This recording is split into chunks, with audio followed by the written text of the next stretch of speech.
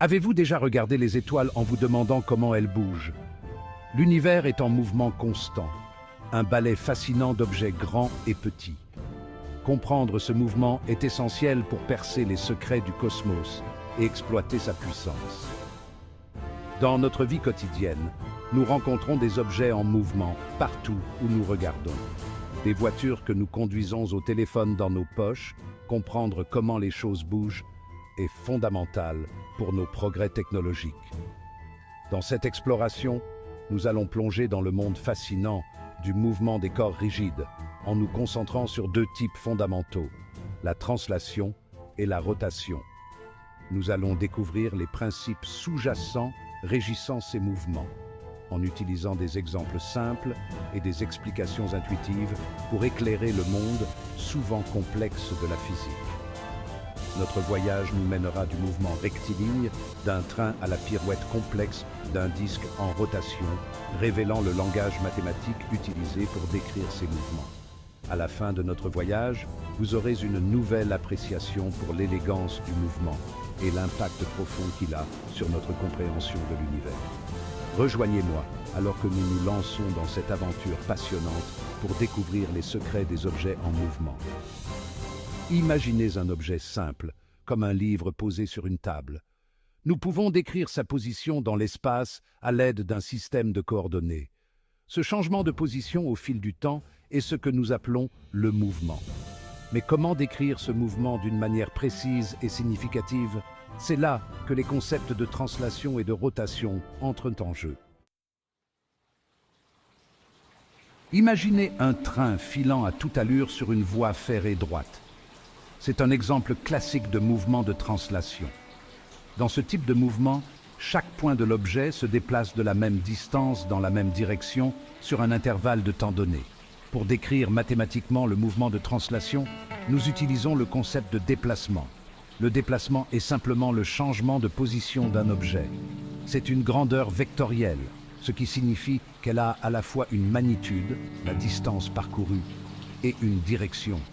Pour notre train se déplaçant sur une voie ferrée droite, le déplacement serait la distance entre son point de départ et son point d'arrivée, mesurée le long de la voie.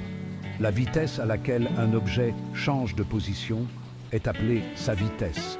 Comme le déplacement, la vitesse est également une grandeur vectorielle, ayant à la fois une magnitude, la vitesse et une direction.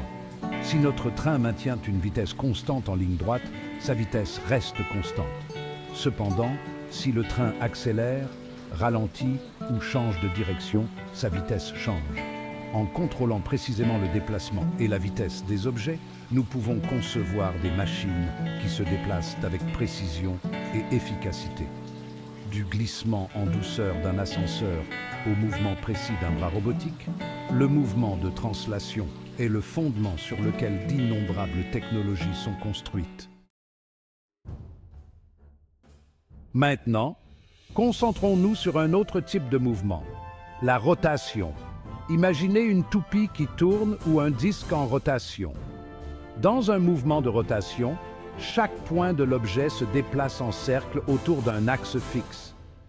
Contrairement à la translation où tous les points se déplacent dans la même direction, les points d'un objet en rotation se déplacent dans des directions différentes en fonction de leur distance par rapport à l'axe de rotation. Pour décrire le mouvement de rotation, nous utilisons le concept de déplacement angulaire, qui mesure l'angle de rotation d'un objet. Imaginez que vous traciez une ligne du centre du disque en rotation jusqu'à un point sur son bord. Au fur et à mesure que le disque tourne, cette ligne balaie un angle. Cet angle est le déplacement angulaire de ce point. Tout comme la vitesse décrit le taux de changement de position dans un mouvement de translation, la vitesse angulaire décrit le taux de changement de déplacement angulaire. Elle nous indique à quelle vitesse un objet tourne.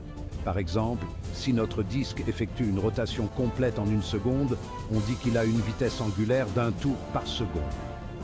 Comprendre le mouvement de rotation est essentiel dans divers domaines.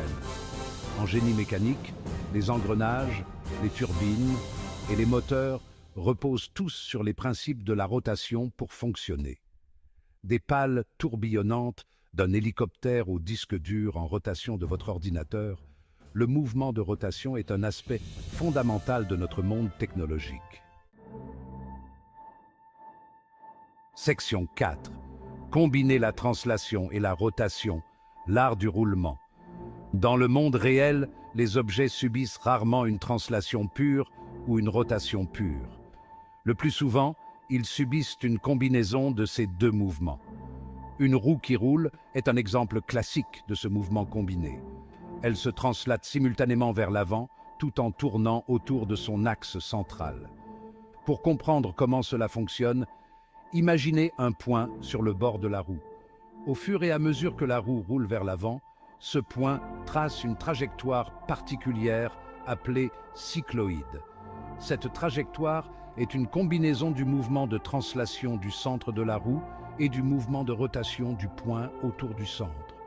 Pour une roue roulant sans glisser, la vitesse linéaire de son centre est directement proportionnelle à sa vitesse angulaire et au rayon de la roue.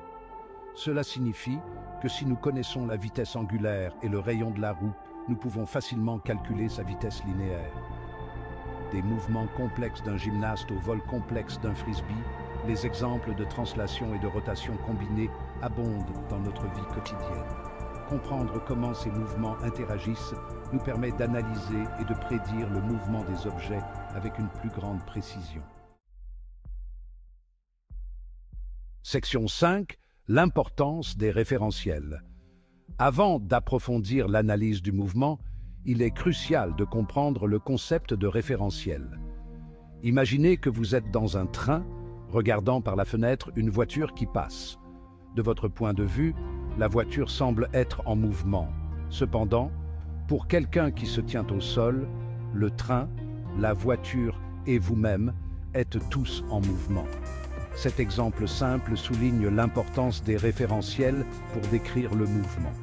Un référentiel est essentiellement un système de coordonnées à partir duquel nous observons et mesurons le mouvement.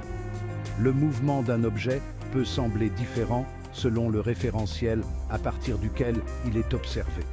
Par exemple, une balle lancée vers le haut dans un train en mouvement semble suivre une trajectoire parabolique pour un observateur dans le train. Cependant, pour un observateur au sol, la trajectoire de la balle apparaîtra comme une courbe plus complexe. Choisir le référentiel approprié peut simplifier considérablement l'analyse du mouvement. Lors de l'analyse du mouvement d'un projectile lancé depuis la surface de la Terre, il est souvent pratique de choisir un référentiel fixe au sol. Cependant, lors de l'analyse du mouvement des planètes autour du Soleil, il est plus pratique de choisir un référentiel centré sur le Soleil.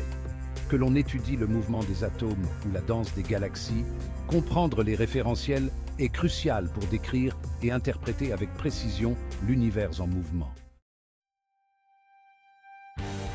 Section 6. Analyser le mouvement de la vitesse à l'accélération. Jusqu'à présent, nous avons exploré les types fondamentaux de mouvement, la translation et la rotation, et l'importance des référentiels. Maintenant, examinons de plus près comment nous analysons le mouvement. Nous avons déjà rencontré la vitesse, qui décrit le taux de changement de position. Mais que se passe-t-il lorsque la vitesse d'un objet change? C'est là que l'accélération entre en jeu. L'accélération est le taux de changement de la vitesse au fil du temps. Comme la vitesse, c'est une grandeur vectorielle, ce qui signifie qu'elle a à la fois une magnitude et une direction. Si un objet accélère, ralentit ou change de direction, il est en accélération. Par exemple, notre train précédent accélère lorsqu'il démarre de l'arrêt, ralentit à l'approche d'une gare et subit un changement de vitesse lorsqu'il prend un virage.